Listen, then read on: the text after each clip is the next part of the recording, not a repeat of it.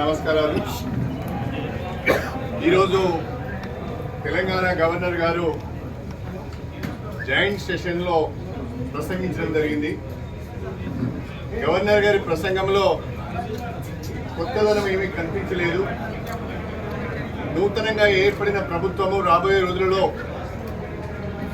రాష్ట్ర అభివృద్ధికి సంబంధించి, ప్రజల సమస్యల పరిష్కారానికి సంబంధించి ఏ రకమైన మార్గం ఎంచుకుంటున్నది, ఏ రకమైన ప్రణాళికలు రూపొందించుకున్నది అనే విషయంలో ఏమాత్రం కూడా స్పష్టతనివ్వలేదు.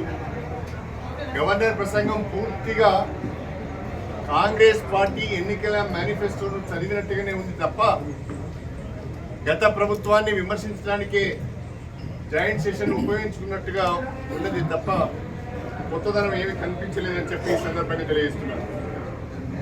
దురదృష్టం ఏంటంటే గత 10 సంవత్సరాలు తెలంగాణలో తిరుగణంలో ఉన్నదన్నట్టుగా ఆమె మాట్లాడింది.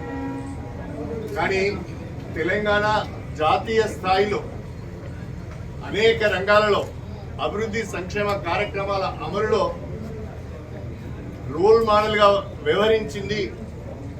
జాతీయ స్థాయి సంస్థల నుంచి, కేంద్ర ప్రభుత్వం నుంచి అనేక అవార్డులు అందుకున్నదనే విషయాన్ని ఆమె మర్చిపోయింది.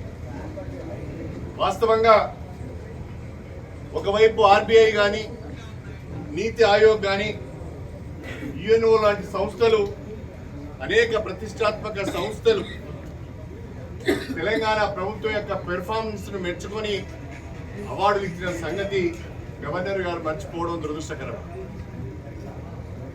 తెలంగాణలో పంటల విస్తీర్ణం పెరిగింది, పంటల దిగుబడి పెరిగింది అనేది సత్యం. హర్యానా, పంజాబ్ రాష్ట్రాలను తలదన్ని వరి ధాన్యం దిగుబడిలో తెలంగాణ మొదటి స్థానం సంపాదించింది. సంవత్సరానికి 3 కోట్ల టన్నుల వరి ధాన్యం దిగుబడి అవ్వడము ఇది సత్యము, ఇది ఒక రికార్డు. 24 గంటల కరెంటు అన్ని రకాల వినియోగదారులకు 24 గంటల కరెంటు తెలంగాణలో అందిస్తున్న మాట వాస్తవం. విద్యుత్ వినియోగంలో తెలంగాణ మొదటి స్థానంలో ఉన్నది అనేది సత్యం. తలసరి ఆదాయం గణనీయంగా పెరిగింది తెలంగాణలో అనేది ఆర్బీఐ చెప్పిన మాట. హైదరాబాద్ అభివృద్ధి అనేది సత్యం. ఐటీ ఉత్పత్తుల ఎగుమతిలో కూడా హైదరాబాదు ఒక బ్రహ్మాండమైన అభివృద్ధిని సాధించింది అనేది సత్యం. పట్టణ సుందరీకరణ అనేది ఒక సత్యం. స్టేట్ ఓన్ ట్యాక్స్ రెవెన్యూస్ను పెంపొందించుకోవడంలో, అభివృద్ధి చేసుకోవడంలో తెలంగాణ నెంబర్ 1 అనేది ఆర్బీఐ చెప్పిన మాట సత్యం. అదేవిధంగా ఇంకా అనేక విషయాలలో